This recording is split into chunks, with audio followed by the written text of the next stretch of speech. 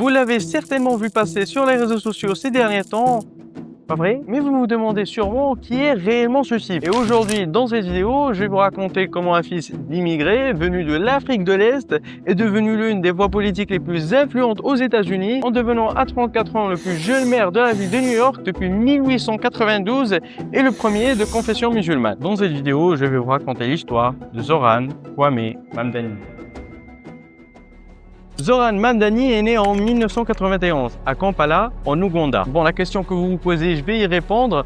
Ses parents sont indiens. Donc, Mamdani, lui, grandit dans une maison où la politique, l'art et les racines ne sont jamais réellement séparés. Son père, par exemple, Mahmoud Mamdani, d'origine indienne, est un intellectuel et professeur à l'université Columbia aux États-Unis, où il enseigne les sciences politiques et l'anthropologie. Alors que sa mère, Mira Nair, est une réalisatrice indo-américaine internationalement connue, notamment lorsqu'elle a été reçue au Festival de Cannes en 1988 pour son film Salam Bombay. Très jeune, la famille Mamdani va déménager aux États-Unis et là, il découvre la ville de New York. Un environnement multiculturel où des communautés du monde entier se croisent, mais où les inégalités sont malheureusement visibles à chaque coin de rue. On peut dire que c'est une des villes à plusieurs vitesses. Il étudie alors au Bowdoin College, où il confond une branche des Students for Justice in Palestine. En 2014, il est diplômé en obtenant son bachelor en Africana Studies. En français, on appelle ça des études afro-américaines. Et oui, d'un coup, c'est beaucoup moins stylé, hein, je le confirme. Et s'il vous plaît, ne me dites pas que je suis le seul qui n'a jamais entendu parler de ces études. Vraiment, j'ai jamais entendu parler de ça, hein, des études afro-américaines. Avant de se lancer en politique, il se produit aussi comme étant un rappeur. Et oui, moi aussi j'étais choqué d'apprendre cette information. Mais il faut faire avec. Voilà. J'ai fait ma petite recherche et la chaîne, elle existe encore sous le pseudonyme de Mr. Cardamom. Voilà. Il y a encore une vidéo sur sa chaîne YouTube. Elle date de 6 ans. Si vous voulez aller la voir, voilà. Vous pouvez aller voir comment il était il y a 6 ans. Le rap et tout, pourquoi ça n'a pas marché. Bon, voilà, je vous laisse découvrir par vous-même. Voilà, mais après le clip il était pas mal en vrai. Quand j'ai regardé, c'était pas dégueulasse en vrai, c'était bien produit et tout. Bon, le rap c'est bien, ça fait le taf, mais ça marche pas, donc il se lance en politique. Durant ces années, Zoran Mamdani va avoir un véritable tournant. C'est la crise des logements à New York. Et c'est en travaillant comme conseiller en prévention de saisie immobilière, foreclosure counselor, que Zoran Mamdani a pris directement conscience de la situation. Cette crise, elle existait bien avant la pandémie. Ce n'est pas quelque chose de naturel, c'est plutôt le résultat de décisions humaines. Des milliers de familles sont victimes de loyers trop élevés, de rénovations forcées et d'expulsions organisées par des investisseurs qui cherchent le profit avant tout. Dans son quartier, c'est-à-dire à Astoria, il voit des familles à faible revenu, des personnes immigrées et des locataires sans protection de bail perdre leur logement. Pas parce qu'ils ne veulent pas payer, non, mais parce que le système n'est pas fait pour eux. Et là, ça devient un truc limite personnel pour Zoran. Parce que lui, il ne voit pas seulement les chiffres, il voit des vies se briser. Ça, c'est pas juste une question de politique, ça c'est plutôt une question de morale. La vie politique. En 2017, là, il va devenir de plus en plus politisé. Voilà, vous allez voir, ça va évoluer. Il se porte bénévole pour la campagne de Kader Eliatim, candidat au conseil municipal de New York. Il est aussi pasteur luthérien palestinien et socialiste démocrate. Mamdani a aussi été directeur de campagne pour la tentative de Rose Barkan au Sénat de l'État de New York en 2018. Il a également travaillé comme organisateur de terrain pour la campagne de la socialiste démocrate Tiffany Caban pour le poste de procureur du district de Queens en 2019. Le point commun entre ces campagnes, bon, à part le fait qu'elles ont toutes échoué, ça on va pas en parler, c'est que tous ces candidats-là, c'était des socialistes démocrates. Un parti qui prône, qui représente, c'est un peu comme l'extrême gauche, comme la gauche progressiste si on veut dire. En 2019, Mamdani annonce sa candidature à l'Assemblée de l'État de New York dans le 36e district. Ça englobe Astoria et Long Island City dans le Queens. Il se présente à l'Assemblée comme étant un socialiste démocrate avec des objectifs très clairs. L'économie doit servir le peuple et non pas les entreprises. Les services essentiels tels que le logement, l'énergie, les transports publics doivent être accessibles à tout le monde et les inégalités de richesse et de race doivent être corrigées. Zoran, lui, il veut juste que la justice sociale soit appliquée. Et je le répète et je le dis, ces inspirations, elles ne viennent pas du communisme. mais du socialisme démocratique. Bon, comme j'ai dit, il se présente aux élections, pas avec l'argent des lobbies, mais avec les habitants, les travailleurs. Et ça, c'est une première, c'est du jamais vu. Contrairement à la politique traditionnelle, lui, il va mener sa campagne dans la rue, que ce soit du porte-à-porte, dans les espaces publics, les marchés, ou bien même devant les immeubles où il y a eu des expulsions. Il dit « Je ne suis pas là pour parler à vous, mais pour parler avec vous ». Et en novembre 2020, à 29 ans, il gagne l'élection générale sans opposition. Et en novembre 2020, à 29 ans, il gagne l'élection générale sans opposition républicaine, pour ensuite être réélu en 2022 et en 2024. Voilà, là, il est là.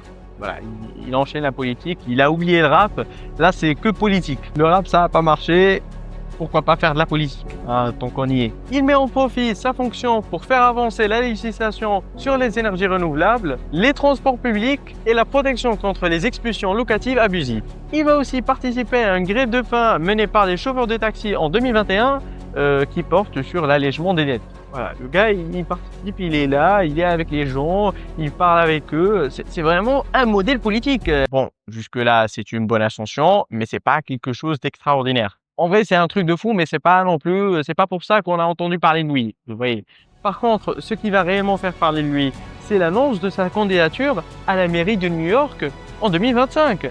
Ça, c'est quelque chose de fou. Voilà, ça commence à dire la mairie. Très vite, il se distingue comme étant le candidat socialiste démocrate pro-palestinien qui va bousculer la course à l'élection. Son projet, il est très simple. Améliorer la vie quotidienne des habitants de New York. Il propose par exemple de construire plus de logements abordables, de geler les loyers aussi, de rendre les bus publics gratuits, de créer aussi des crèches municipales gratuites, pourquoi pas, et aussi d'ouvrir 5 supermarchés publics aussi. Tout est public, tout est financé par l'État pour faire baisser les prix, pour rendre les prix beaucoup plus abordables. Vous allez me dire, comment il va faire ça? Une taxe de 2% pour des gens qui sont riches, qui ont un revenu annuel de plus d'1 million de dollars par an. Et frère, quand tu as 1 million de dollars annuel, 2%, frérot, on comprend pas, il y a des gens qui meurent de faim. Mamdani, oui, il ne propose pas juste une gauche de gestion, mais une gauche de transformation, une gauche qui va changer la vie des gens. Et le 24 juin 2025, la date de mon anniversaire, voilà, ça c'était juste pour le mettre avec, Mamdani va remporter la primaire démocrate face à Andrew Cuomo. Andrew, c'est un ancien gouverneur et favori soutenu par, accrochez-vous bien, roulement de tambour, Wall Street. Et si l'on compare les budgets des campagnes, c'est juste lunaire. 1,7 million pour Mamdani face à 25 millions de dollars de Cuomo.